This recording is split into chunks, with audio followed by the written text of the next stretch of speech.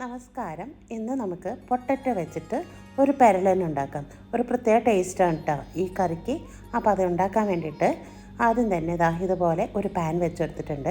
അതിലേക്ക് ഒരല്പം വെളിച്ചെണ്ണ ഒഴിച്ചെടുക്കാം. പിന്നെ വേണ്ടത് ഒരു മീഡിയം സൈസ് സവാള സ്ലൈസ് ആക്കിയതാണ്. അതും കൂടി ചേർത്തെടുത്ത് അതിലേക്ക് കറിവേപ്പില ചേർത്ത് കൊടുത്തിട്ട് നന്നായിട്ട് നമുക്കിതൊന്ന് ഫ്രൈ ആക്കിയെടുക്കാം. ഇപ്പോൾ നമ്മുടെ സവാളയുടെ നിറമൊക്കെ മാറി തുടങ്ങിയിട്ടുണ്ട് കേട്ടോ. ഇനി ഒരു അല്പം നേരം കൂടി നമുക്കിതുപോലെ തന്നെ ഒന്ന് വഴറ്റിയെടുത്ത് കഴിഞ്ഞാൽ നമ്മുടെ സവാള ഫ്രൈ ആയിട്ടുണ്ട് കേട്ടോ.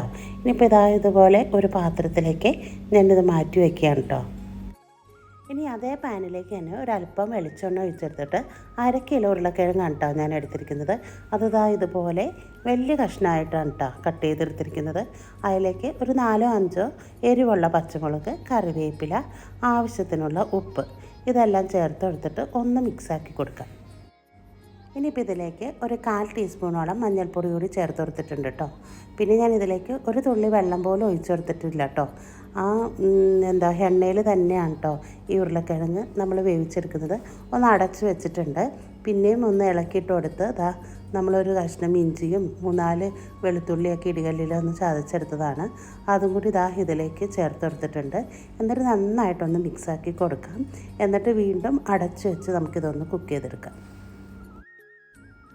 പിന്നെ ഇടയ്ക്ക് നമ്മളിതൊന്ന് ഇളക്കിയൊക്കെ ഇട്ട് കൊടുക്കണം കേട്ടോ, അല്ലെങ്കിൽ അടി പിടിക്കാനുള്ള ചാൻസൊക്കെ ഉണ്ട്. അപ്പോൾ നമ്മുടെ പൊട്ടറ്റോ ഒരുപാട് വെന്തൊന്നും പോയിട്ടില്ല, പാകത്തിനായിട്ട് തന്നെ കിട്ടിയിട്ടുണ്ട്. ഇനിയാണ് ഇതിലേക്ക് പൊടികളൊക്കെ ചേർത്ത് കൊടുക്കുന്നത്.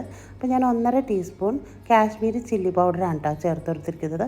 ഓരോരുത്തരുടെ എരിവിനനുസരിച്ച് മാറ്റമൊക്കെ വരുത്താം കേട്ടോ. പിന്നെ ഇതിലേക്ക് ഒരു 1/2 ടീസ്പൂൺ കുരുമുളക് പൊടി ഇട്ട് കൊടുത്തിട്ടുണ്ട്. പിന്നെ ഞാൻ ചതച്ച പെരുംജീരകത്തിൻ്റെ പൊടിയാണ് കേട്ടോ, അതുകൂടി ചേർത്ത് കൊടുത്തിട്ടുണ്ട്. എന്നിട്ട് നന്നായിട്ടൊന്ന് മിക്സാക്കി കൊടുക്കാം.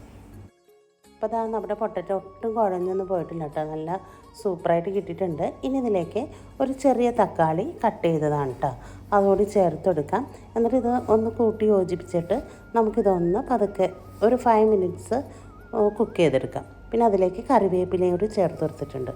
ഇതിൽ നമ്മുടെ തക്കാളി ഒട്ടും അങ്ങനെ വെന്തുടയേണ്ട ആവശ്യമൊന്നുമില്ല കേട്ടോ. ഒരു 5 മിനിറ്റ്സ് മാത്രം കുക്ക് ചെയ്താൽ മതി. ലാസ്റ്റായിട്ട് നമ്മൾ നേരത്തെ വറുത്ത് വെച്ചിരിക്കുന്ന സവാള വറുത്തതുണ്ടല്ലോ, അതും കൂടി ഇതിലേക്ക് മിക്സാക്കി കൊടുക്കുകയാണ് കേട്ടോ. എന്നിട്ട് നന്നായിട്ടൊന്ന് മിക്സ് ചെയ്തിട്ട് ഒന്നൊരു 2 മിനിറ്റ് ഒന്ന് അടച്ച് വെച്ച് നമുക്കിതൊന്ന് കുക്ക് ചെയ്തെടുക്കാം. ഇപ്പോൾ അടപ്പൊക്കെ തുറന്ന് നോക്കിയിട്ടുണ്ട് കേട്ടോ. അടിപൊളിയായിട്ട് നമ്മുടെ പൊട്ടറ്റോ പെരളൻ ഇവിടെ റെഡി ആയിട്ടുണ്ട്. നല്ല ടേസ്റ്റാണ് കേട്ടോ. ചപ്പാത്തിയുടെ കൂടെയും ചോറിൻ്റെ കൂടെയൊക്കെ സൂപ്പറാണ്. അപ്പോൾ ഇതെല്ലാവരും ഒന്ന് ട്രൈ ചെയ്ത് നോക്ക്. അടുത്ത വീഡിയോ കാണുന്നത് വരെ എല്ലാവർക്കും ബൈ.